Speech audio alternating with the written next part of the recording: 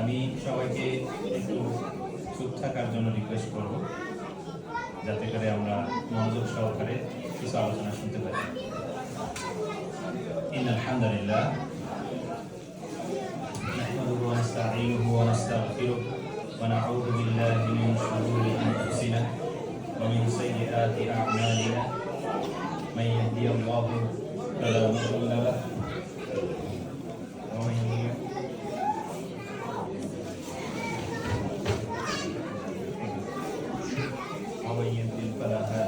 وأشهد أن لا إله إلا الله وحده لا شريك له وأشهد أن محمدا عبده ورسوله।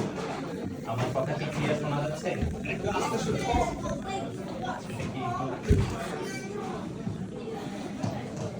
এবার শোনা যাচ্ছে? হাতেই ধরতে হবে। আচ্ছা ঠিক আছে, আমি হাতেই ধরবো ইনশাআল্লাহ। আলহামদুলিল্লাহ,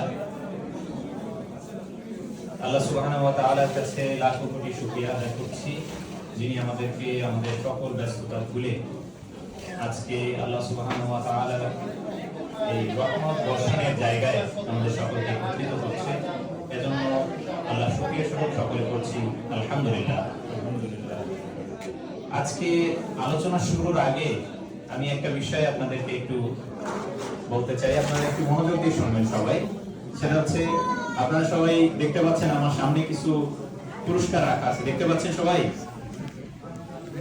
দেখতে পাচ্ছেন? আমি একটু আওয়াজ শুনতে চাই কারো কাছ থেকে। জি কি শুনতে পাচ্ছেন? জি আচ্ছা। আমার এখানে কিছু পুরস্কার রাখা আছে আপনাদের জন্য। আমি আলোচনা শেষে আপনাদেরকে প্রশ্ন করব। এই এই এই পুরস্কারগুলো সম্পূর্ণ আমার পক্ষ থেকে, কাজে আপনাদের ভয় পাওয়ার কিছু নাই যে অন্য কোনো জায়গা থেকে আনছি কিনা। আমার পক্ষ থেকে ইনশাআল্লাহ আজকে আলোচনা শেষে আমি আপনাদেরকে প্রশ্ন করব, সঠিক জবাব যারা দিবেন তাদের জন্য এই পুরস্কারগুলো থাকবে ইনশাআল্লাহ। কাজেই আপনারা একটু মনোযোগ দিয়ে শুনবেন ইনশাআল্লাহ। নাকি রাজি আছেন নাকি? আচ্ছা ইনশাআল্লাহ ঠিক আছে। তো আমি আজকে একটা বিষয় নিয়ে আলোচনা করতে চাই। আপনারা জেনে থাকবেন এখন চলতেছে কোন মাস?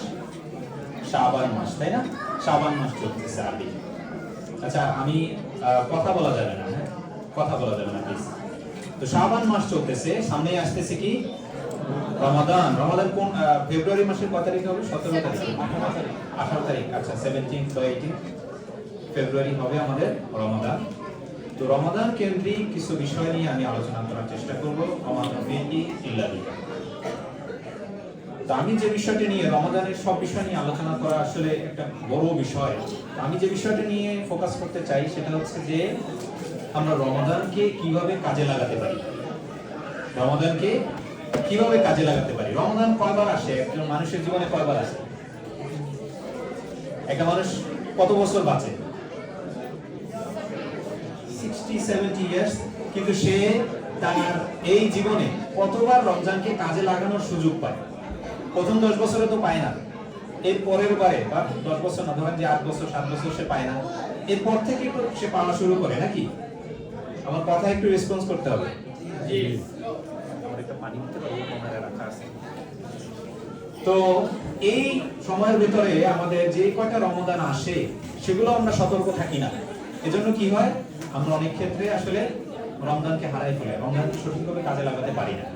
তো আমরা রমাদানকে কিভাবে কাজে লাগাতে পারি এই বিষয়টা নিয়ে আমি নিজেকে সতর্ক করার জন্য এবং আপনাদেরকে রিমাইন্ডার দেওয়ার জন্য আমি চেষ্টা করব ইনশাআল্লাহ এই বিষয়ে কিছু আলোচনা করার জন্য।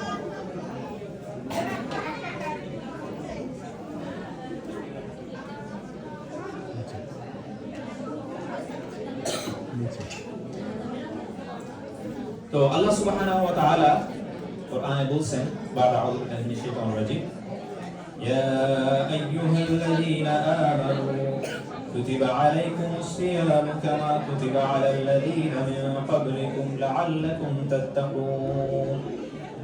আল্লাহ সুবহানাহু ওয়া তাআলা বলছেন, হে ঈমানদারগণ, আমি তোমাদের উপরে সিয়ামকে ফরজ করেছি যেভাবে ফরজ করেছিলাম তোমাদের পূর্ববর্তীদের উপরে। অর্থাৎ অন্যান্য যারা ছিলেন তাদের উপরে কি সিয়াম ফরজ ছিল, আল্লাহ তাআলা ফরজ করছিলেন, আমাদেরকেও ওদের মতো করে আমাদের উপরেও ফরজ করছেন। কেন ফরজ করছেন এই বিষয়টা আমাদের জানা দরকার।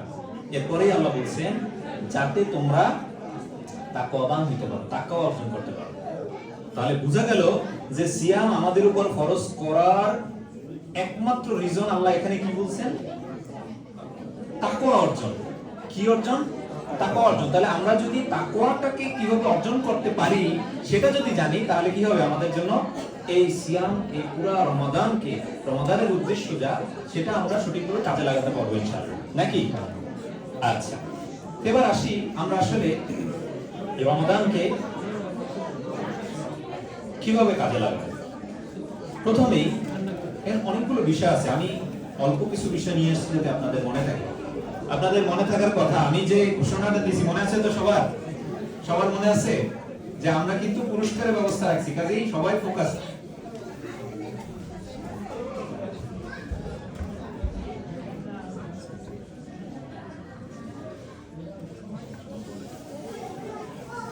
Sorry for interrupting. I want to bring to your attention that we are having a very important topic here today. It's about Ramadan.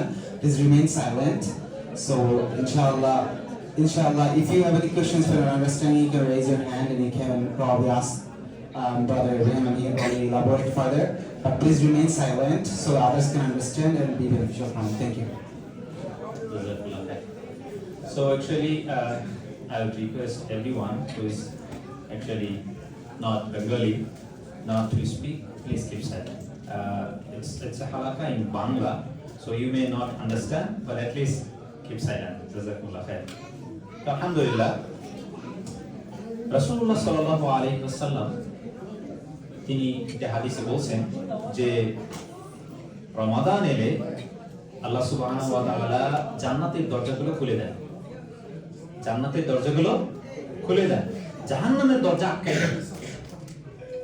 এটা কিন্তু আমাদের জন্য সুসংবাদ। জান্নাতের দরজা খুলে দেন, জাহান্নামের দরজা আটকে দেন এবং শয়তানদের পায়ে শিকল পরাই দেন। শয়তান, অনেক বর্ণনায় আসছে যে শয়তান যেগুলো হচ্ছে খুব পাওয়ারফুল শয়তান, সেগুলোকে শিকল পরাই দেন। এজন্য দেখবেন যে আমাদের খারাপ কাজের প্রবণতা রমাদানে একটু কমে যায়। কেন? এর অন্যতম কারণ হচ্ছে যে আমরা কি ওই শয়তান, ওই যেগুলো পাওয়ারফুল শয়তান, সেগুলোর থেকে একটু হইলেও মুক্তি পাই। তো আমাদেরকে এই যে আল্লাহ সুবহানাহু ওয়া তাআলা এত চমৎকার একটা মাস দিয়েছেন, এই মাসটাকে কাজে লাগাতে হবে। তো এই কাজে লাগানোর প্রথম যে কাজটা আমাদের করতে হবে সেটা হচ্ছে নিয়তকে পরিশুদ্ধ করা। এক নম্বর কাজ কি? নিয়তকে পরিশুদ্ধ করা। আমাদের ইন্টেনশনকে আমাদের একদম পরিপাটি করতে হবে, এটাকে একদম বিশুদ্ধ করে ফেলতে হবে। কেন? রাসূলুল্লাহ সাল্লাল্লাহু আলাইহি ওয়াসাল্লাম বলেন, ইন্নামাল আ'মালু বিন্নিয়াত। প্রত্যেকটা কাজ নিয়তের উপর নির্ভর করে। প্রত্যেকটা কাজ, আমরা যে কোনো ইবাদত বন্দেগী করি, এটা কার জন্য করি? কার জন্য করি? রেসপন্স করতে হবে ইনশাআল্লাহ, হ্যাঁ, আল্লাহর জন্য করি। কিন্তু যদি ধরেন আমরা এই কাজটা করি যে সমাজের জন্য, কিসের জন্য? সমাজ কি বলবে, লোকে কি বলবে, মানুষ কি বলবে, এই জন্য যদি করি, তাহলে দুনিয়াতে তো আমাদের লাঞ্ছনা আছে, আখিরাতেও লাঞ্ছনা আছে। দুনিয়াতে লাঞ্ছনা সবার জন্য না। আল্লাহ তাআলা যদি পৃথিবীতে কেউ কিছু করে, আল্লাহ এর বিনিময় দান করেন, হয় দুনিয়ায় না হয় আখিরা, অথবা উভয় জগতে আল্লাহ বিনিময় দান করেন।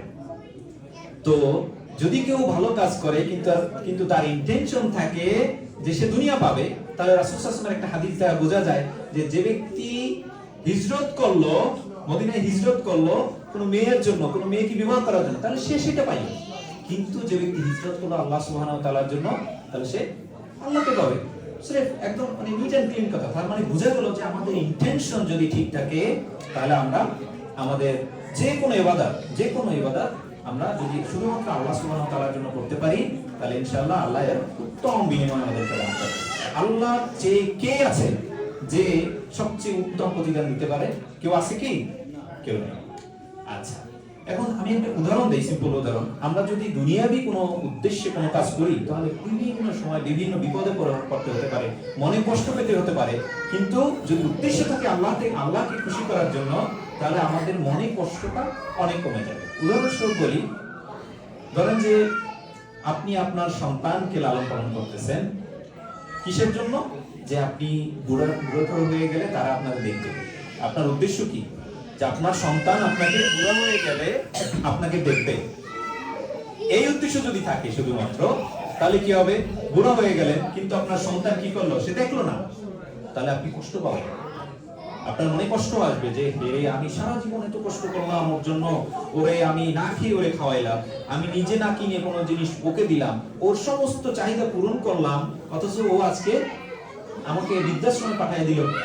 এই যে কষ্টটা পাইতে হইতেছে। কিন্তু আমাদের যদি ইন্টেনশন থাকতো যে আমি আমার বাচ্চাকে লেখাপড়া করাবো, তাকে দিন শেখাবো, তাকে মাদ্রাসা ভর্তি করাবো, তাকে কোরআন শেখাবো, এগুলোর সমস্ত কাজ কেন করবো? শুধুমাত্র আল্লাহ সুবহানাহু ওয়া তাআলাকে খুশি করার জন্য। তাহলে আপনাকে এর প্রতিদান আল্লাহ সুবহানাহু ওয়া তাআলা দিবেন, প্লাস আপনাকে কষ্ট পেতে হবে না। কেন? যদি আপনার উদ্দেশ্য থাকে যে না আমি আল্লাহকে খুশি করাই, তো সে আপনার শেষ বয়সে যদি সে নাও দেখে, সেটা তো আপনি কামনাই করেন নাই। আপনি কি এটা ইচ্ছা করছিলেন যে এটা আমার দিবে? না, আপনার ইচ্ছা ছিল কাকে সন্তুষ্ট করার জন্য? আল্লাহকে। যদি আপনি আল্লাহকে সন্তুষ্ট করার জন্য কোনো কাজ করেন, তাহলে ইনশাআল্লাহ আল্লাহ এর বিনিময় দিবে, দুনিয়াতে কষ্ট পেতে হবে না।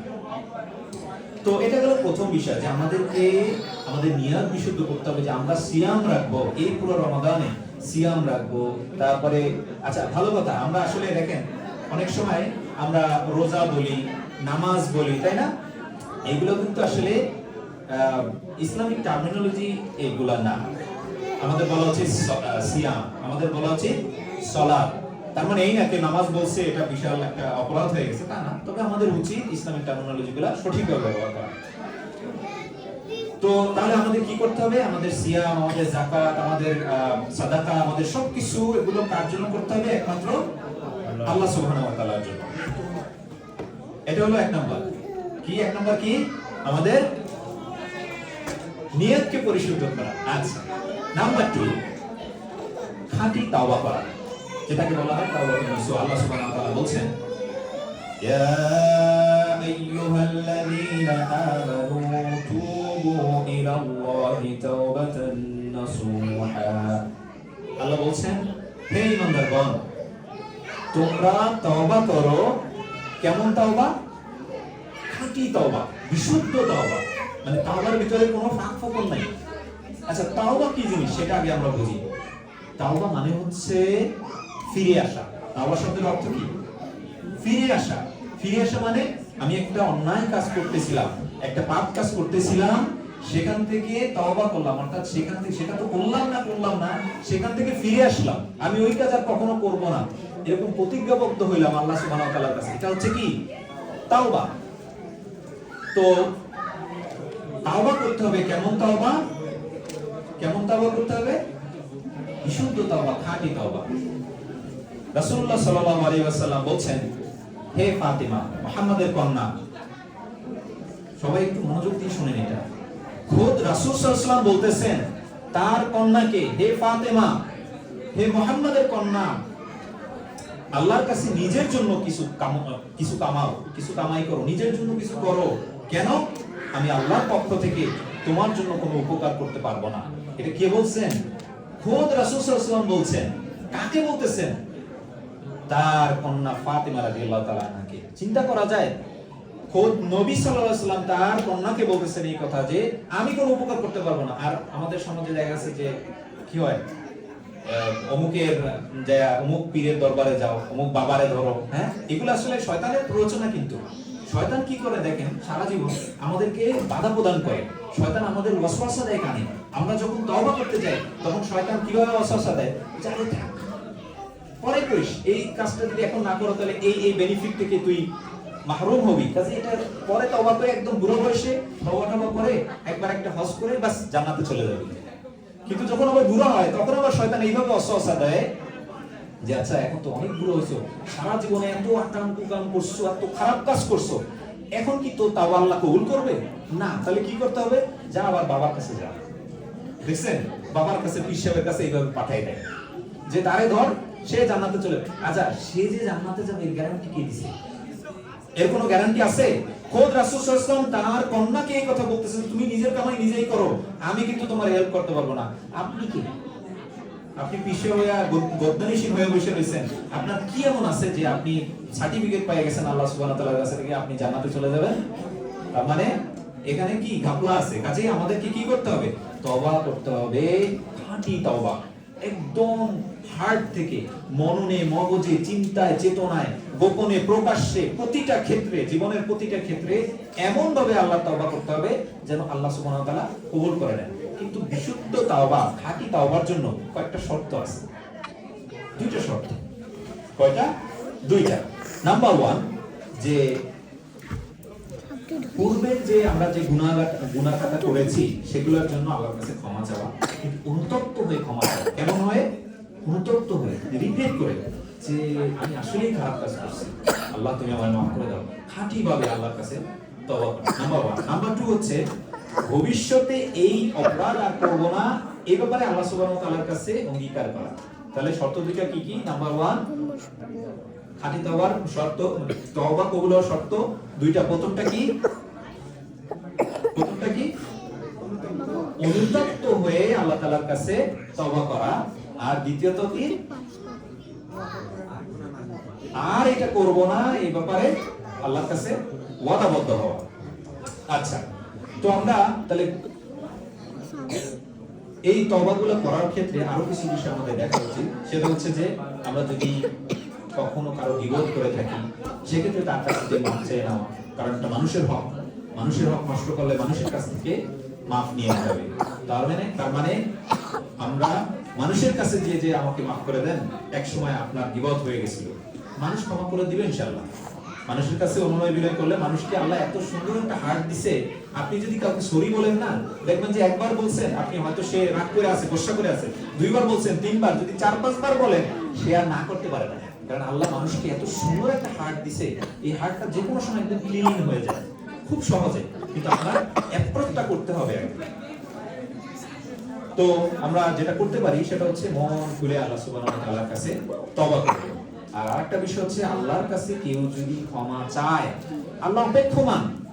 আপনার আমার জন্য আল্লাহ সুবহানাহু ওয়া তাআলা অপেক্ষা করে আছেন কখন আমরা আল্লাহর কাছে ক্ষমা চাইবো, আল্লাহ ক্ষমা করে দিবেন। আল্লাহ শুধু অপেক্ষমান আমাদের জন্য, যে বান্দা ক্ষমা চাইবে আমি ক্ষমা করে দেব। নাম্বার 2 গেল। তাহলে প্রথম কি ছিল? নিয়ত। নিয়ত কি করতে হবে? বিশুদ্ধ করতে হবে। নাম্বার 2 কি? তওবা। তওবা কেমন করতে হবে? বিশুদ্ধ, খাঁটি তওবা করতে হবে। আচ্ছা, এবার আসি নাম্বার 3। নাম্বার 3 হচ্ছে যে আমরা যে সিয়াম পালন করি, এই সিয়াম, কথা কি শোনা যাচ্ছে? মাঝে মাঝে মনে একটু ডিস্টার্ব করতেছে।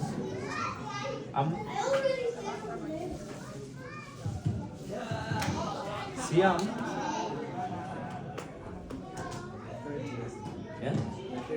ব্যাটারি ঠিক আছে, ব্যাটারি দেখাচ্ছে। সিয়ামকে পালন করতে হবে সঠিকভাবে। সিয়াম এজন্য ওইখানে মাইকে কেউ ধরলে এটা কাজ করে না, ওটা একটু দেখতে পারেন।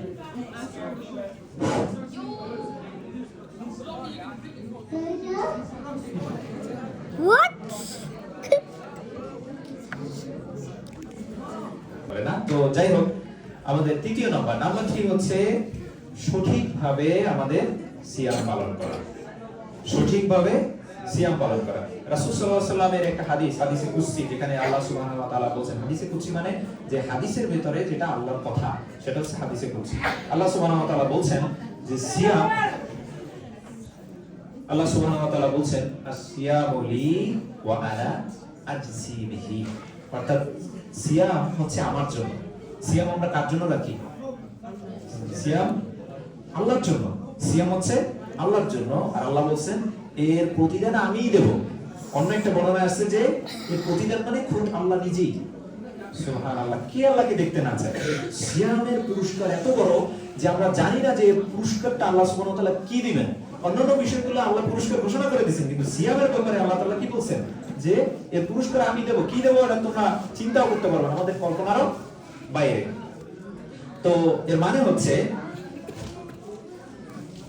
যে সিয়ামকে রাখতে হবে সিয়ামের মতো করে। আল্লাহর জন্য যদি আমরা কোনো কিছু করি, তাহলে সেটা কিরকম হইতে হবে, গ্রেডটা কেমন হইতে হবে। কারোর জন্য একটা কিছু করলাম, নরমাল করে দিলাম, কিন্তু আমরা যদি একটু বসের জন্য কোনো একটা, বস যদি একটা ভালো কাজের কথা বলে, আপনার কি বসের জন্য একটু ভালো কাজ করবেন না? তো এবার চিন্তা করেন যে রাজা ধীরাজ, যে সকল রাজার, সকল যুগের সকল রাজার রাজা, তার জন্য আমরা যদি কিছু করে তাহলে সেটা কত সুন্দর সুন্দর হওয়া উচিত, তাই না?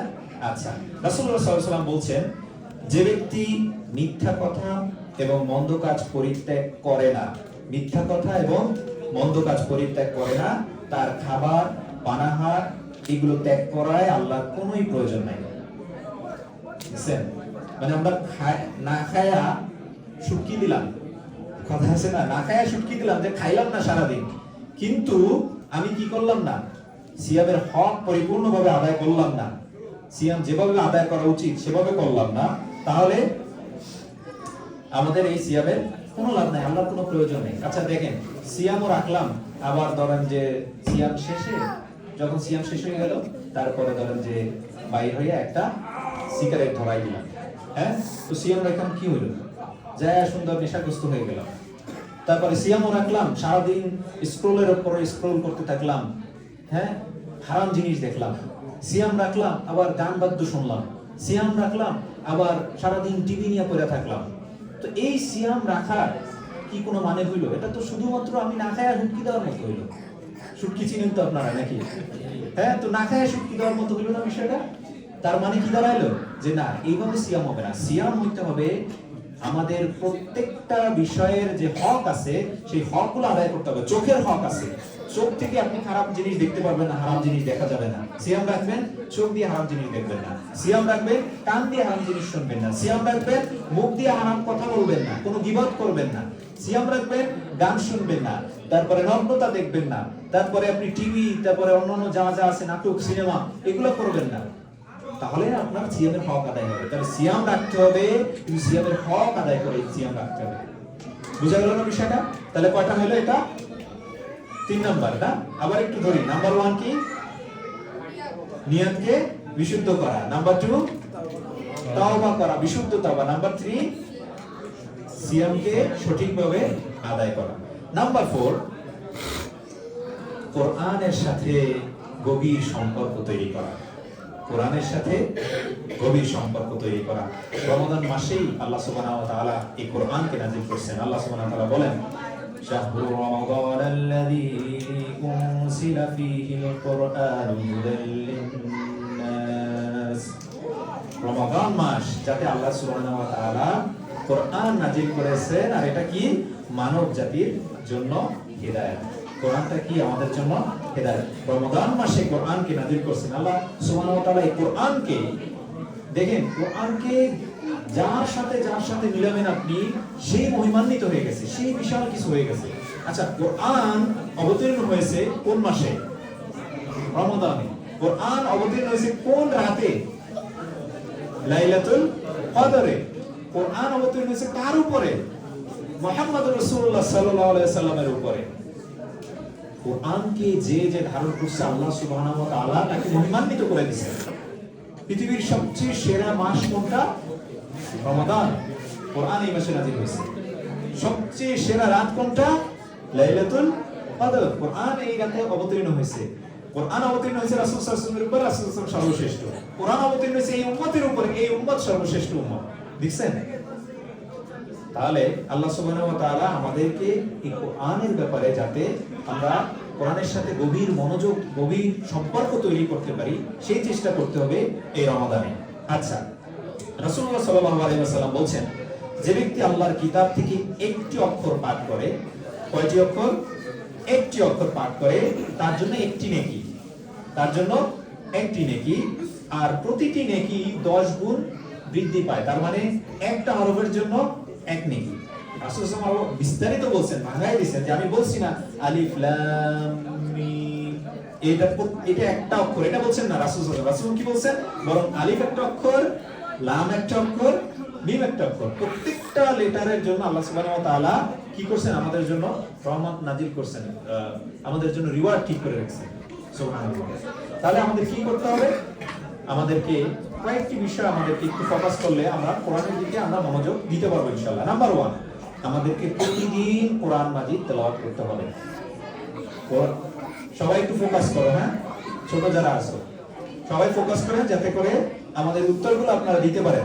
উত্তর দিতে পারলে ইনশাআল্লাহ আপনাদের জন্য কি আছে? পুরস্কারের ব্যবস্থা। আচ্ছা, নাম্বার 1, প্রতিদিন কোরআনকে আমরা তেলাওয়াত করব। প্রতিদিন ঠিক করে রাখবো যে আমি এতটুকু তিলাওয়াত করবো। পৃথিবী ধ্বংস হয়ে যায়, যে পৃথিবী ধ্বংস হয়ে যাচ্ছে, তারপরে বাংলাদেশের সব ভোট ডাকাতি হয়ে গেছে, কিন্তু আমি কোরআন পড়া স্যার, আমি কোরআন পড়বো। এরকম ঠিক করে নেয় নিজের জন্য যে আমি কোরআন পড়বই পড়বো, প্রতিদিন কোরআন পড়বো। নাম্বার 2, পরিবারকে নিয়ে কোরআনে সময় দেওয়া, পরিবারকে একজন আরেকজনকে হেল্প করা, কোরআন যাতে বিশুদ্ধভাবে তেলাওয়াত করতে পারে, আরেকজনকে হেল্প করা, বাচ্চাকে নিয়ে কোরআন পড়তে বসা, বাচ্চাদের ভিতরে প্রতিযোগিতা করা, কোরআনের একটা পরিবেশ তৈরি করা।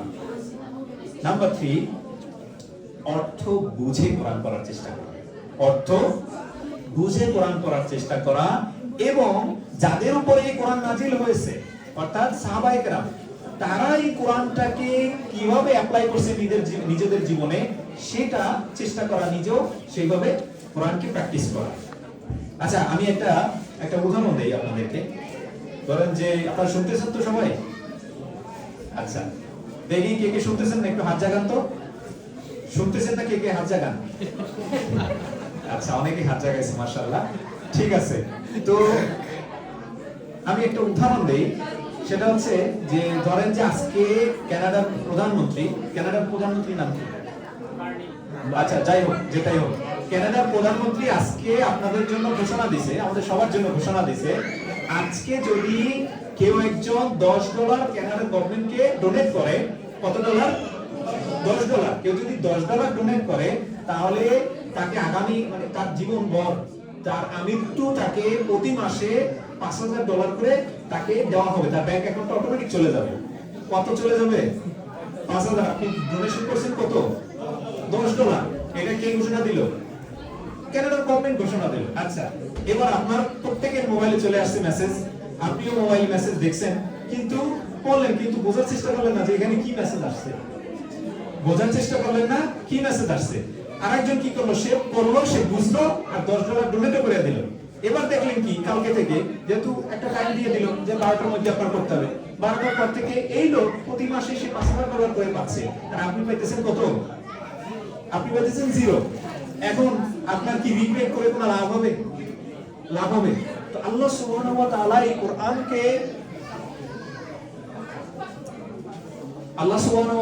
কোরআনকে বিভিন্ন ধরনের অফার দিয়ে রাখছেন আমাদের জন্য। কোরআনে আল্লাহ তাআলা অনেক অফার দিয়ে রাখছেন।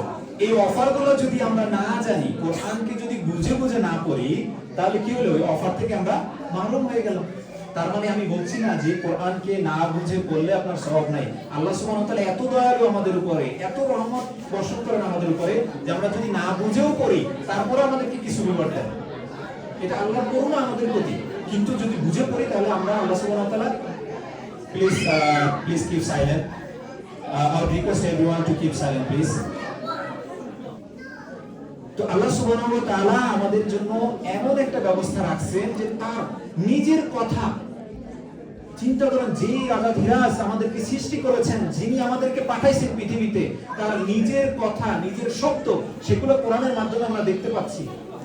এটা ভাবলে কেমন লাগে না, যে আল্লাহ তাআলার কথা কোরআনের ভেতরে, ভাবলে কেমন লাগে যে আল্লাহ তাআলা নিজে ঘোষণা দিতেছেন বিভিন্ন ভাবে, যে এটা করো, এটা করো না, অর্ডার দিতেছেন, অফার দিতেছেন, তোমরা এটা করলে আমি এটা দিয়ে দেবো, ওইটা করো আমি এটা দিয়ে দেবো।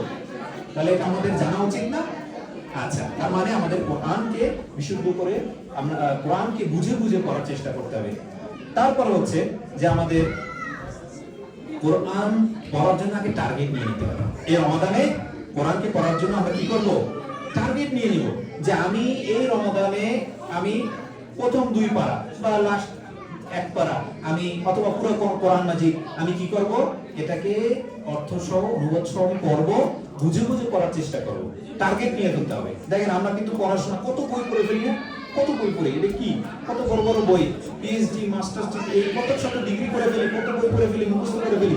কোরআন ছোট্ট একটা বই না, খুব বেশি বড় এটা পড়তে আমাদের এত নিয়ে কেন? ওই যে শয়তানের প্ররোচনা, শয়তান সার্বক্ষণিক সে প্ররোচনা দেয় যাতে আমরা কোরআনকে না পড়ি, আর যদি পড়েও ফেলি তাহলে যেন এটা বুঝে বুঝে না পড়ি।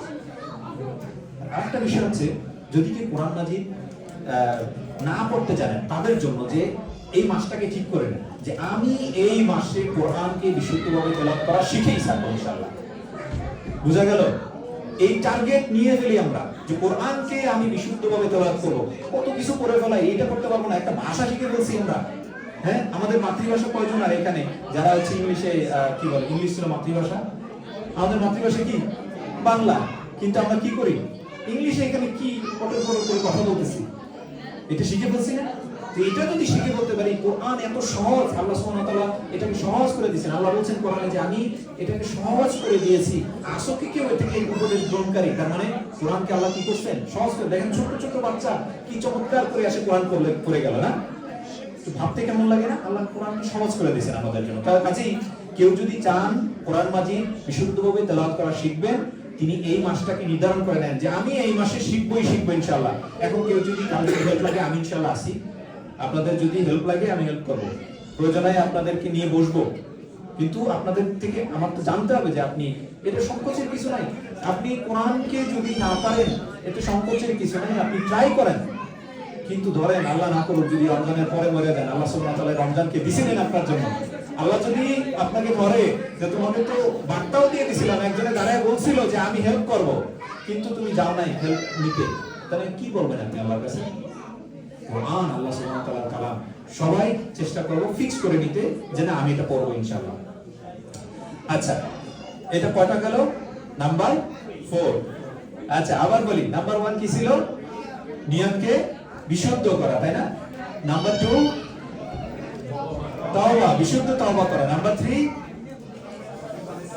সঠিকভাবে সিয়াম পালন করা। নাম্বার 4 কোরআনকে অর্থ সহ বুঝে পড়া, বুঝে পড়া। আচ্ছা, কোরআন আসলে কোরআনের সাথে সখ্যতা গড়ে তোলা, তাই না? কোরআনের সাথে সম্পর্ক গভীর করা। নাম্বার 5 সালাত এবং নফল ইবাদতে সময় দেওয়া। সালাত এবং নফল ইবাদতে সময় দেওয়া।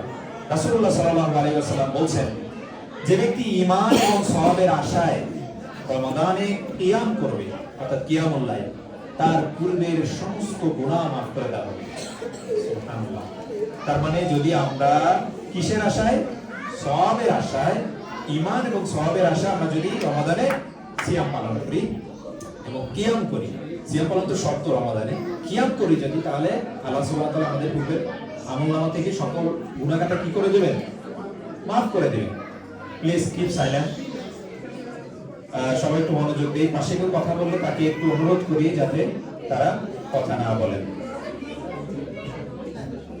আচ্ছা, তো রাসূলুল্লাহ সাল্লাল্লাহু আলাইহি ওয়াসাল্লাম যেটা বলছেন যে আমাদেরকে কি করতে হবে? ঈমান এবং সওয়াবের আশায় রমাদানে কিয়ামুল লাইল করতে হবে, তাই না? আচ্ছা, কিয়ামুল লাইলের ব্যাপারে একটা বিষয় আছে, যে এখানে একটা বিষয় যে আমরা রমাদানে অনেক সময় যে একটু মিক্স করে ফেলি। এক হচ্ছে হলো তারাবিহ, তাই না? তারাবিহ আর কিয়ামুল লাইল, অনেক আলেমই বলছেন যে দুইটা একই জিনিস, তবে যদি কেউ আলাদা আলাদা করে ওকে, কেউ যদি একসাথে করতে চায় গভীর রাতে সেটাও পারবে। কিন্তু একটা বিষয় আপনার মনে রাখতে হবে যে তারাবিহ এটা কিন্তু নফল ইবাদত। এটা কি ইবাদত? নফল ইবাদত। তারাবিহ না পড়লে রোজা হবে না, সিয়াম হবে না, এটা কিন্তু কোনো আলেম বলেন না পৃথিবীতে। তার মানে তারাবিহ পড়াটা না পড়াটা এটা বাধ্যতামূলক না, কিন্তু এটার উপরে অনেক জোর দেওয়া হয়েছে যাতে এটা আমরা পড়ি। এটা একটা নফল ইবাদত, কিন্তু এটা যাতে পড়ি। রাসূলুল্লাহ সাল্লাল্লাহু আলাইহি ওয়াসাল্লাম নিজে রমাদানে তিন রাত্রে পড়াইছিলেন, বিশুদ্ধ হাদিস দ্বারা প্রমাণিত, তারপরে সাহাবারা পড়ছেন। তো যাই হোক, আমরা সালাত এবং নফল নামাজের ক্ষেত্রে আমরা কি করব? সময় দেব। নাম্বার 1 কিভাবে সময় দেব? নাম্বার 1 হচ্ছে 5 ওয়াক্ত সালাত আমরা সময় মতো আদায় করব। 5 ওয়াক্ত সালাত কিভাবে আদায় করব? সময় মতো। কেন? এসে আমরা জোহরের টাইম হয়েছে, আমরা ওই আসর ঠেকা তারপরে নামাজ পড়তেছি, সালাত করতেছি না। আমাদের উচিত সময় হয়েছে আমি পড়ে নিই, আসরের টাইম হয়েছে আমি পড়ে নিই, এভাবে সময় মতো। আর পুরুষদের জন্য আমি এটা আমার জন্য উচিত না যে আমি কাউরে বলি যে তুমি 5 ওয়াক্ত এসে মসজিদে নামাজ পড়ো। পুরুষদের জন্য নামাজ পড়াটা আসলে জরুরি, যেহেতু আমি নিজে পড়তে পারি না। যারা আল্লাহ সুবহানাহু ওয়া তাআলা বলছেন যে এমন কথা তোমরা কেন বলো যেটা তুমি পড়ো না, নিজে করো না, আরেকজনকে এটা বলা যাবে না। তো এই জন্য আমি আপনাদেরকে বলতেছি না, কিন্তু আমি আমার জন্য বলতেছি যে পুরুষদের জন্য আমার জন্য এটা উচিত যে আমি 5 ওয়াক্ত নামাজ সালাত মসজিদে এসে পড়ি। মহিলাদের জন্য এটা জরুরি না। নাম্বার 2 নিয়মিত তারাবিহ সালাত পড়ার চেষ্টা করা। নাম্বার 3 কিয়ামুল লাইল করার চেষ্টা করা। আমি যেটা বলছিলাম যে রাসূলুল্লাহ বলেন যে কিয়ামুল লাইল করলে তার পূর্বের আমল ক্ষমা হয়ে যাবে, গুনাহটা ক্ষমা হয়ে যাবে। তাহলে কিয়ামুল লাইলের ব্যাপারে আমাদের একটু মনোযোগ দিতে। দেখেন কিয়ামুল লাইল করার জন্য আমাদের খুব বেশি কিছু জরুরি না, কিন্তু আমরা সাহারির সময় উঠি না সালাত সাহারি করতে উঠা আমরা 2 রাকাত সালাত করে নিলাম, এটা কিয়ামুল লাইল। কিয়ামুল লাইল মানে হচ্ছে রাতে দাঁড়ানো আল্লাহর সামনে, রাজাদিরাজের সামনে দাঁড়ানো, তার কাছে দাঁড়ানো, তার সামনে দাঁড়ানো যে আমি গুনাহগার বান্দা, আমাকে মাফ করে দাও, আমার ইবাদত বندگی কবুল করে নাও। হ্যাঁ, একটু দোয়া করলাম বাস। কিয়ামুল লাইল আল্লাহ সুবহানাহু ওয়া তাআলার কাছে নিয়মিত যেসব ইবাদত আছে না, এগুলো আল্লাহর কাছে এত প্রিয় যে প্রত্যেকটা বান্দা যে বান্দার এটা করে না, সে তার ফল পেয়ে যায়, সে নিজে রিয়েলাইজ করতে পারে। এটা সবাই আপনি ট্রাই করেন, যে কোনো একটা ইবাদত কন্টিনিউয়াসলি প্রতিদিন করতে থাকেন, নিয়মিত করতে থাকেন, দেখবেন যে আপনি একটা রেজাল্ট পেয়ে যাচ্ছেন, আপনার যে উদ্দেশ্য আপনি সফলতা আপনি পেয়ে যাবেন ইনশাআল্লাহ। তারপর হচ্ছে বেশি বেশি দোয়া এবং জিকির, তাসবিহ, তাহলিল এগুলো করা, বেশি বেশি ইস্তিগফার করা, আল্লাহর কাছে তাওবা করা, আল্লাহর কাছে ফিরে আসা, বেশি বেশি ভালো কাজে যুক্ত হওয়া। আমরা অনেক সময় ভালো কাজ করি, কিন্তু নিয়মিত প্রতিদিন একটা ভালো কাজ করা। ডাক্তারের কোনো একজন অসুস্থ, আপনি দেখতে যান, এটা কিন্তু খুবই ভালো কাজ। রাসূলুল্লাহ সাল্লাল্লাহু আলাইহি ওয়াসাল্লামের সাহাবীরা নিয়মিত করতেন। একবার রাসূলুল্লাহ সাল্লাল্লাহু আলাইহি ওয়াসাল্লাম ফজরের টাইমে এরকম বলতেছিলেন, কে আজকে গেছো কোনো অসুস্থ লোককে দেখতে? আবু বকর রাদিয়াল্লাহু আনহু বলেছেন, আমি গেছি। কে আছো যে হচ্ছে একজন মৃত মানুষের জানাজা পড়াইতে গেছো? আবু বকর রাদিয়াল্লাহু আনহু বলেছেন, আমি গেছি। তাদের ভিতরে এই প্রতিযোগিতা ছিল। তো আমাদের আসলে ভালো ভালো কাজে যুক্ত হতে হবে, বেশি বেশি দান সদকা করা। দান সদকার ব্যাপারে আমাদের একটা হিরমত আছে। দান সদকা এমন একটা জিনিস, আপনি যত দান করবেন আল্লাহ তাআলা আপনার দানকে আরো বাড়াই দিবেন, দিবেন। যাকাতের ব্যাপারে আপনি উদাহরণ দিলে বুঝতে পারবেন। যাকাত মানে হচ্ছে বৃদ্ধি করা। যাকাত মানে আমরা কি করি? আমাদের যাকাত দেই, তাই না, মানুষের কাছে। কিন্তু যাকাতকে আল্লাহ এই শব্দে ব্যবহার করছেন, যাকাত যার অর্থই হচ্ছে বৃদ্ধি পাওয়া, তো বৃদ্ধি করা। তো আল্লাহ যাকাত মানে বলছেন যে বৃদ্ধি করা, আমরা দেখতেছি কমে যাইতেছে। তাহলে কি আল্লাহ যে কোন জায়গা থেকে আমাদের বাড়াই দেবেন আমরা কল্পনা করতে পারি না। এজন্য এই রমাদানে আমরা হিসাব করে আমাদের বছরে যে যাকাতটা হয়েছে আমরা দিয়ে দেব। প্রয়োজন হয় দেশে বা এখানে, ধরেন একজন গরিব অসহায় মানুষকে দিয়ে, ধরেন একটা ভ্যান কিনে দিলেন, সে ওটা দিয়ে পুঁজি করে খাইল। যাকাত কিন্তু আমাদের নিজেদের টাকা না। যাকাত হচ্ছে আল্লাহ সুবহানাহু ওয়া তাআলা আপনার উপরে ফরজ করছেন, ওই গরিবের হক আপনার কাছে, ওইটা আপনার না, ওইটা হচ্ছে কার? ওই গরিবের। তার হক আপনার হাতে আছে, আপনার উপরে আল্লাহ দায়িত্ব দিয়েছে এটা তারে দিয়ে দিতে, অথচ তার হক, এটা তার টাকা আপনার কাছে আল্লাহ দিয়েছেন। এর মাধ্যমে আল্লাহ আপনার উপর অনুগ্রহ করে, আমার উপর অনুগ্রহ করে রহমতও দিতেছেন, আমাকে এর বিনিময় দিতেছেন, অথচ আমার নিজের টাকাই না। দেখছেন? সুবহানাল্লাহ। আল্লাহ তাআলা কত রহমত, কত অসীম রহমত আমাদের উপরে দিয়ে দিয়েছেন। তো তাহলে আমাদের কি করতে হবে? বেশি বেশি সাদাকা করতে হবে। আর ভালো কথা, আমাদের কিন্তু রমাদানে এবার 28শে রমাদান আমাদের কিন্তু হালাকা, 28শে ফেব্রুয়ারি আমাদের হালাকা এখানে, ওটা রমাদানের মধ্যভাগে পড়বে ইনশাআল্লাহ। তো আমরা চেষ্টা করবো এবারে গতবারের মতো, গতবার যদি কিছু সমস্যা হয়েছিল যে আপুদের কাছে খাবারটা, আমাদের খাবারটা না যায় অন্য খাবারটা গেছিল, যেটা আসলে আমরা এক্সপেক্ট করি নাই। এবার আমরা চেষ্টা করবো ইনশাআল্লাহ যাতে আগে আপুদের কাছে আমাদের খাবারটা পৌঁছায় ইনশাআল্লাহ। আমরা এবারও 28শে ফেব্রুয়ারিতে আমাদের আগের বারের মতো এবার ইফতারির আয়োজন করবো ইনশাআল্লাহ এই মসজিদে। তো যাই হোক, এরপরে আসি যে রমাদানে কটা বললাম? 5টা বলছি। 5টা মনে আছে তো? 5টা মনে আছে সবার? আচ্ছা দেখি তবে একটু ট্রাই করি। নাম্বার 1 নিয়ত, নাম্বার 2 তাওবা, নাম্বার 3 সিয়াম বিশুদ্ধ করা, নাম্বার 4 কোরআনের সাথে কানেকশন, নাম্বার 5 কি বললাম? সালাত এবং নফল ইবাদতে মনোযোগী হওয়া। নাম্বার 6 সময়কে যথাযথভাবে কাজে লাগানো। এটা খুবই গুরুত্বপূর্ণ। সময়কে যথাযথভাবে কাজে লাগানো, টাইম ম্যানেজমেন্টটা খুবই জরুরি। দেখেন, আমরা টাইম ম্যানেজমেন্টের বয়ান শুনি বিধর্মীদের কাছ থেকে, অথচ ইসলাম আমাদেরকে পৃথিবীর সবচেয়ে সময়ে ম্যানেজ করার ক্ষেত্রে সবচেয়ে আগানো হচ্ছে মুসলিমরা। সময়ে ম্যানেজ করার ক্ষেত্রে সবচেয়ে আগানো কারা? মুসলিমরা। কেন? দেখেন, আপনি ফজরের নামাজ পড়লেন, নির্দিষ্ট টাইমে ফজর পড়লেন, জোহরের নামাজ পড়লে নির্দিষ্ট টাইমে আসো, এই যে নির্দিষ্ট টাইমে আমাদেরকে আল্লাহ তাআলা প্র্যাকটিস করাইতেছেন, এটা কিসের প্র্যাকটিস করাইতেছেন? টাইম ম্যানেজমেন্টের প্র্যাকটিস করাইতেছেন। অন্যান্য অনেক বিষয় আছে, কিন্তু এটাও একটা যে টাইমও ম্যানেজমেন্ট হয়ে যাচ্ছে এর সাথে সাথে। তাহলে নামাজ টাইম ম্যানেজমেন্টের ক্ষেত্রে আমাদেরকে খুব সজাগ হইতে হবে টাইমের ব্যাপারে। আমরা জীবনে কয়বার সিয়াম পাই ভালোভাবে মেনটেন করার জন্য? 40 বার 45 বার। কিন্তু এই 40-45 বার কি আমরা আমাদের মনোযোগ থাকে, আমরা রাখি মনোযোগ? কয়জনে খুব গভীর ভাবে গত বছরের রমজানটাকে, একদম পুরো রমজানটাকে আমরা খুব ভালোভাবে চেষ্টা করছি যে আমরা একদম তাকওয়াবান হইতে? একটু দেখি তো হাত জায়গা চেষ্টা করছি, আলহামদুলিল্লাহ, যাক মাশাআল্লাহ। হ্যাঁ, এটা ভালো যে কেউ একজন চেষ্টা করছে, আমরা এভাবে চেষ্টা করতে পারি। কিন্তু দেখেন আমাদের যে সামনের রমাদানে, এই রমাদানেই যে আমরা সুযোগ পাবো, এইটাই কি গ্যারান্টি আছে? হ্যাঁ, গ্যারান্টি কেউ দিতে পারে নাকি? পৃথিবীতে আসার জন্য সিরিয়াল জরুরি, পৃথিবী থেকে যাওয়ার জন্য কোনো সিরিয়ালের জরুরত নাই। যে কোনো সময় যে কেউ কি হবে, আল্লাহ ডাকে চলে যেতে হবে। আমার বাচ্চা আমার আগে চলে যেতে পারে, আউযুবিল্লাহ, আল্লাহ না করুক, কিন্তু হইতে পারে। তো কাজেই আমাদেরকে আগেই সতর্ক হতে হবে যে আমি টাইমের ক্ষেত্রে যেন সিরিয়াস থাকি। তো এক্ষেত্রে সবচেয়ে সমস্যা যেটা হয় টাইম ম্যানেজমেন্টের ক্ষেত্রে, আমরা যখন বিভিন্ন ভাবে বিভিন্ন দিকে নিজেদের সময়টাকে ব্যবহার করি না, তখন আমরা আসলে নিজেদের পথ থেকে চ্যুত হয়ে যাই, পথচ্যুত হয়ে যাই। রাসূলুল্লাহ সাল্লাল্লাহু আলাইহি ওয়াসাল্লামের একটি হাদিস, রাসূল সাল্লাল্লাহু আলাইহি ওয়াসাল্লাম বলছেন, দুটি নিয়ামত রয়েছে যা সম্পর্কে অধিকাংশ মানুষ ধোকায় আছে। নাম্বার 1 স্বাস্থ্য, নাম্বার 2 অবসর সময়। আচ্ছা, আমরা যে টিভি কেউ দেখি না, টিভি দেখেন না কে কে? দেখি তো হাত জাগান তো, টিভি দেখেন না কে কে? আচ্ছা, মাশাআল্লাহ, অনেক মানুষ আছেন যারা টিভি দেখেন না।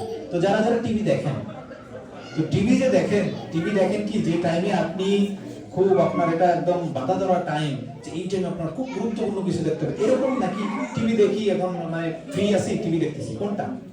ফ্রি টাইমটাতে আমরা টিভি দেখি, তাই না? তারপরে মোবাইল টিপতেছি, স্ক্রল করতেছি, একটা পর একটা দেখতেছি স্ক্রিনে বিভিন্ন জিনিস। এটা কখন করি আমরা? ফ্রি টাইম, তাই না? তাহলে ফ্রি টাইমটাকে আমরা কি করতেছি? এরকম আগানে বাগানে খরচ করতেছি, যেটার ব্যাপারে রাসূল সাল্লাল্লাহু আলাইহি ওয়াসাল্লাম বলছেন অধিকাংশ মানুষ কি না ফেলে, এরা চিন্তা করে না যে কি হইতেছে না হইতেছে। টিভি দেখতেছে ঘন্টার পর ঘন্টা, তারপরে স্ক্রল করতেছে মোবাইল ঘন্টার পর ঘন্টা। আমি নিজেও এর জন্য দায়ী, আল্লাহ আমাকে মাফ করুন। তো আমাদের আসলে কি করতে হবে তাহলে? এখানে বেশ কিছু পদক্ষেপ আমরা নিতে পারি। আমরা আমাদের এই এন্টারটেইনমেন্টের সময়টাকে বেঁধে নিতে পারি। যে আমি যে ওই যে বলছিলাম যে পৃথিবী লন্ডভন্ড হয়ে যায়, বাংলাদেশের সকল ভোট চুরি হয়ে যায়, ডাকাতি হয়ে যায়, ওটা দেখার টাইম নেই আমার। আমি আমার টাইমের ব্যাপারে আমি ফিক্স যে আমি সারাদিনে আধা ঘন্টার বেশি আমি সোশ্যাল মিডিয়ায় থাকবো না, 1 ঘন্টার বেশি থাকবো না। ধরেন 1 ঘন্টার বেশি আমি সোশ্যাল মিডিয়া। আর সোশ্যাল মিডিয়া তো কি আমাদের কাজ? আমাদের সোশ্যাল মিডিয়া কি করি আমরা? একটা পর একটা শুধু স্ক্রল করে যাই নাকি?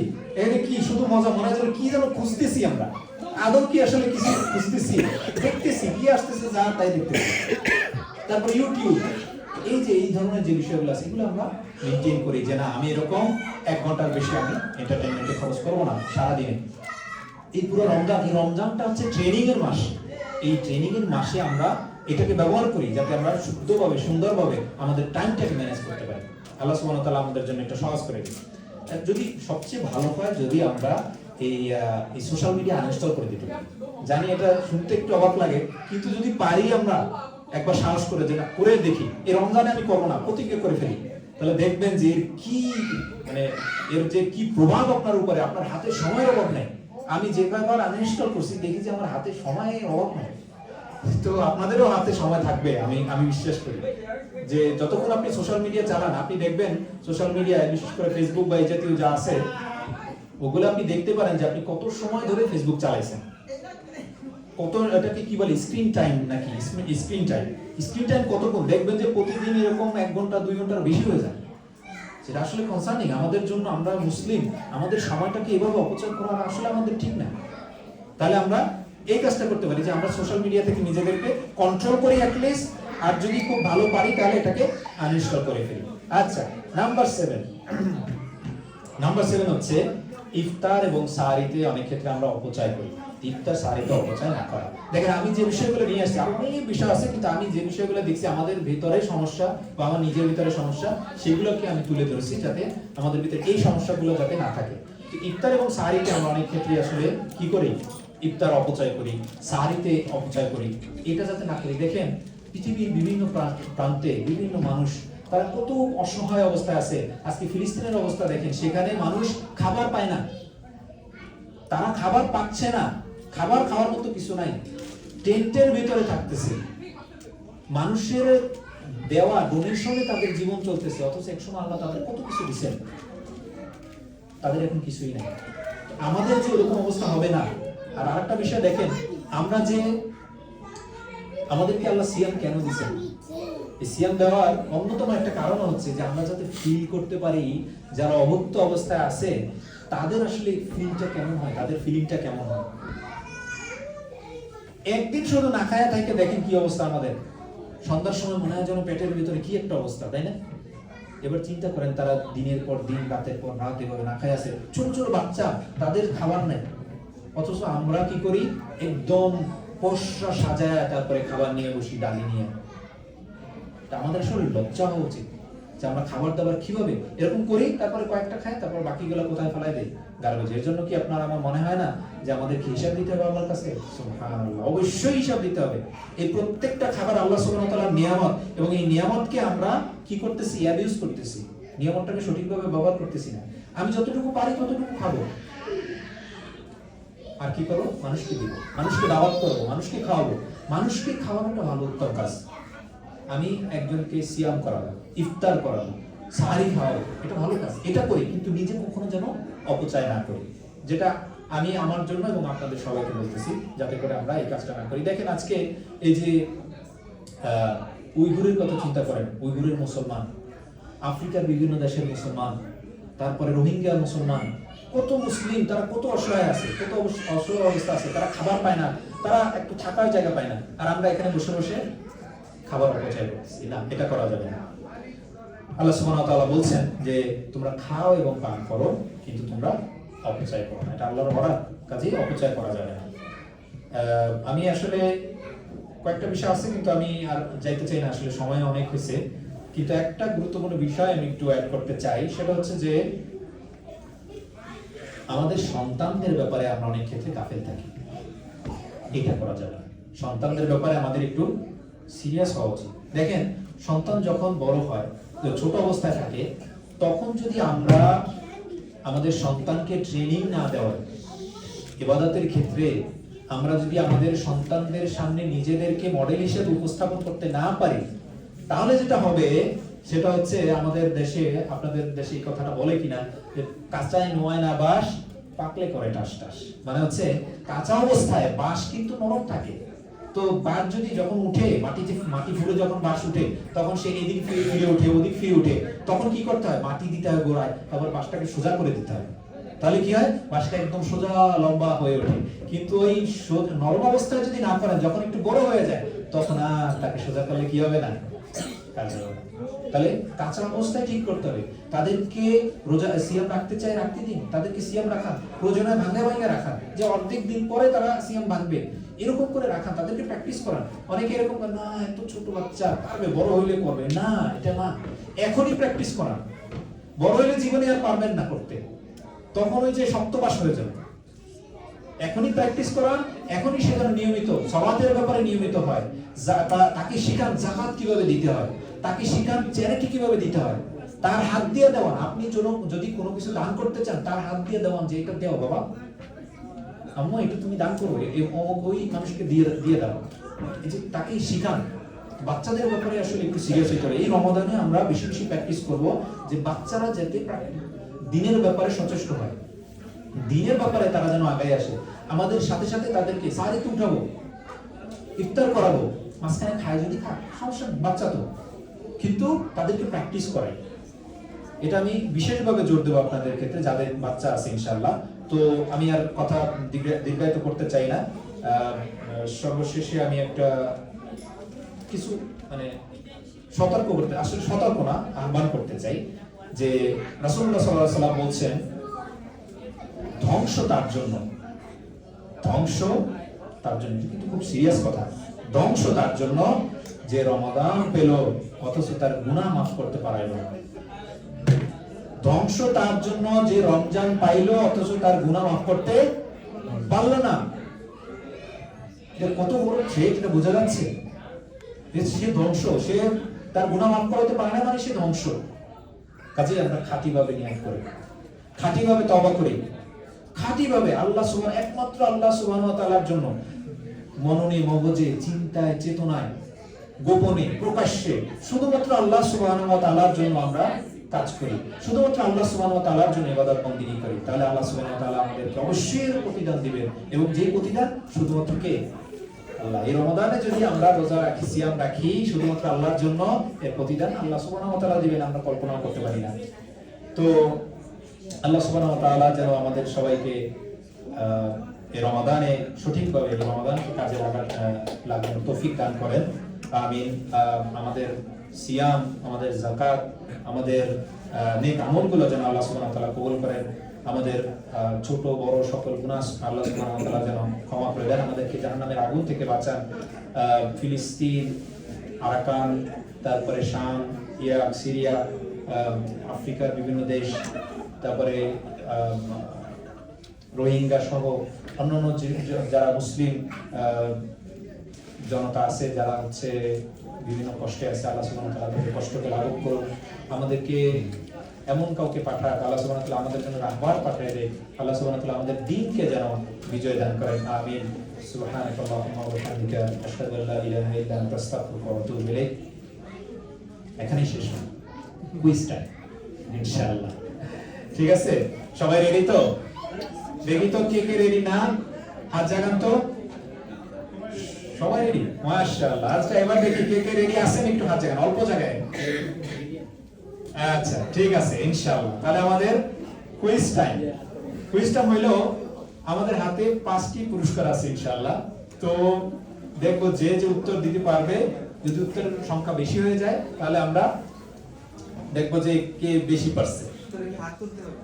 হ্যাঁ, আপনারা কেউ জবাব বলবেন না, আপনারা হাত উত্তোলন করবেন, আমি আপনাদেরকে সুযোগ দেবো ইনশাআল্লাহ। আচ্ছা, এবার আসি প্রথম প্রশ্ন। রমাদানে সিয়াম ফরজ করার মূল উদ্দেশ্য কি? মূল উদ্দেশ্য কি? আচ্ছা জি,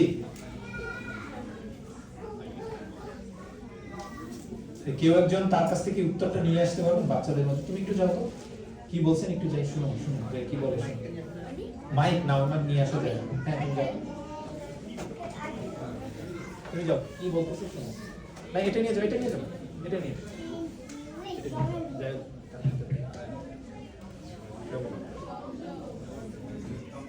বলছে সংযোগ। উদ্দেশ্য হচ্ছে সংযমের জন্য। না, অন্য কেউ দেখি আপুদের মধ্যে থেকে। হ্যাঁ, ওই যে লাল জ্যাকেট, যে তার কাছে দাও। আল্লাহ সন্তুষ্টি অর্জন। আরো একটু আছে, আরো একটু আছে, কাছাকাছি কাছাকাছি উত্তর হয়েছে। হ্যাঁ দাও, তা এই যে এই পাশে দাও। আল্লাহর জন্য। এই যে সামনে আসো, সামনে আসো, তাকে দাও।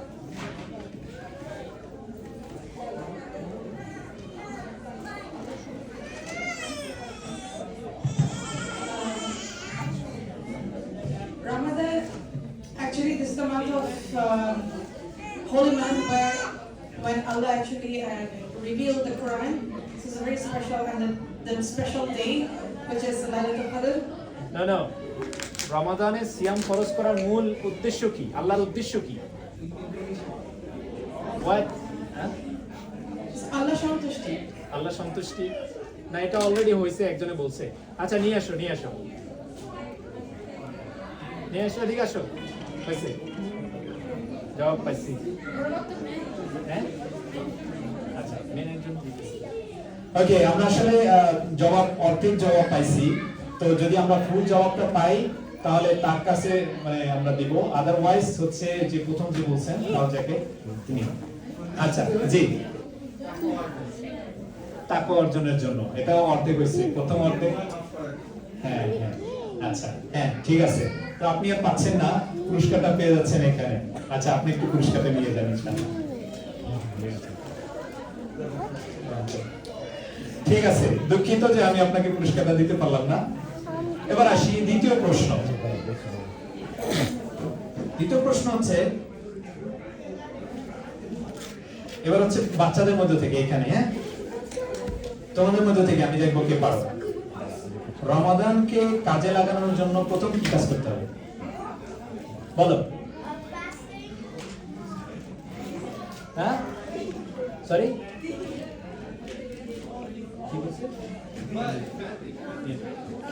দেখো কে বলতে পারে।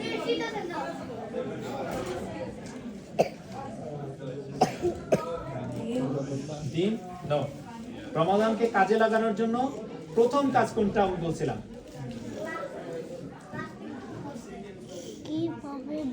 আচ্ছা তোমাদের মধ্যে অন্য ছোট যারা আছে তাদের কাছ থেকে এটা অন্য কি আছে বলতে পারবে?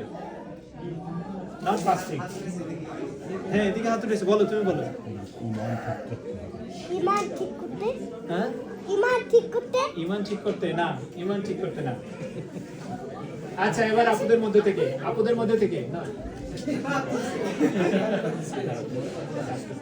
আপুদের মধ্যে থেকে যে মাঝখানে, যে মাঝখানে টাইম ম্যানেজমেন্ট না, ভুল।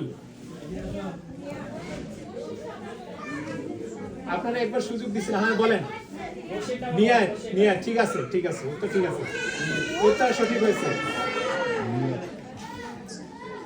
এই যে পুরস্কারটা একটু দিয়ে আসো।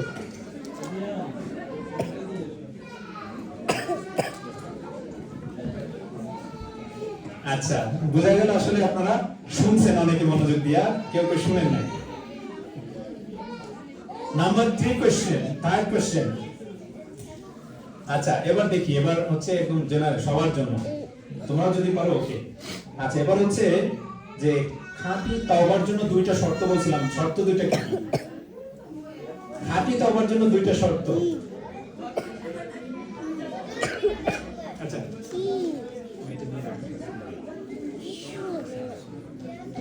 দুইটা শর্ত বলতে হবে। না না এদিকে এদিকে এদিকে এদিকে এদিকে, এই আপুর কাছে। ফার্স্ট শর্ত হচ্ছে বন্ধুকে তওবা করতে হবে, রিয়েলাইজ করে। আর সেকেন্ড হচ্ছে ওয়াদা করতে হবে এই অপরাধের জন্য। হ্যাঁ সুন্দর হয়েছে, মাশাআল্লাহ।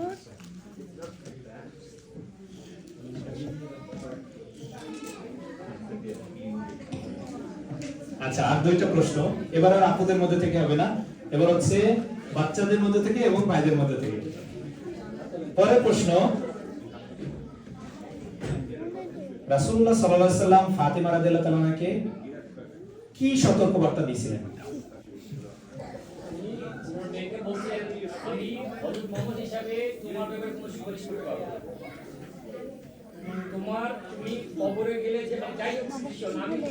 আমি কিছু করতে পারবো না। মাশাআল্লাহ সুন্দর, চমৎকার হয়েছে। না ওইটা দিয়ে আসুন।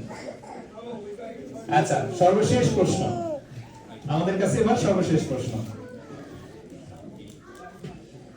এবার আমি কি বাচ্চাদের জন্য নেব? বাচ্চারা তো একটাও পাইল না। আচ্ছা এবার দেখি বাচ্চাদের জন্য, তোমরা বাচ্চাদের ভিতরে কোন মাসে কোন দিনে কোরআন নাযিল হয়েছে? না বাচ্চাদের, বাচ্চাদের জন্য which month and which day? এই যে এখানে এখানে শিখাই দাও, হয় নাই তো? না। আচ্ছা হ্যাঁ বলো। রমাদান কদর। রমাদান এবং কদরের রাত। মাশাআল্লাহ মাশাআল্লাহ, চমৎকার। নিয়ে আসো, নিয়ে যাও, নিয়ে যাও। হ্যাঁ সুন্দর, চমৎকার, মাশাআল্লাহ। দেখেন সবাই মনোযোগ দিচ্ছে, এমনকি বাচ্চারাও মনোযোগ দিচ্ছে, আলহামদুলিল্লাহ। এটা আসলে আমাদের প্রাপ্তি। যাই হোক, আল্লাহ সুবহানাহু ওয়া তাআলা আমাদের জন্য রমাদানকে সহজ করে দেখ, আমাদেরকে কবুল করুক, আমাদেরকে সঠিকভাবে রমাদানে পৌঁছায় দেখ এবং রমাদানের সঠিক হক আমরা যেন আদায় করতে পারি। আল্লাহ সুবহানাহু ওয়া তাআলা এই তৌফিক দান করুক। আখির দাওয়ানা আলহামদুলিল্লাহি রাব্বিল আলামিন। সাল্লাল্লাহু আলা নবী মুহাম্মদ সাল্লাল্লাহু আলাইহি ওয়া সাল্লাম। আসসালামু আলাইকুম ওয়া রাহমাতুল্লাহি ওয়া বারাকাতুহু।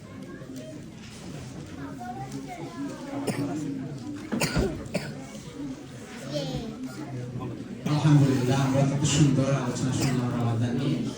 ইনশাআল্লাহ আল্লাহ যেন আমাদেরকে তৌফিক দেন এই পূর্ণ আলোচনার উপর আমল করে পুরো রমাদান যেন আমরা কাটাতে পারি ইনশাআল্লাহ। আমাদের কাছে এখানে কিছু খাবার অ্যারেঞ্জ করা হয়েছে, তো ইনশাআল্লাহ আমরা সবাই ধৈর্য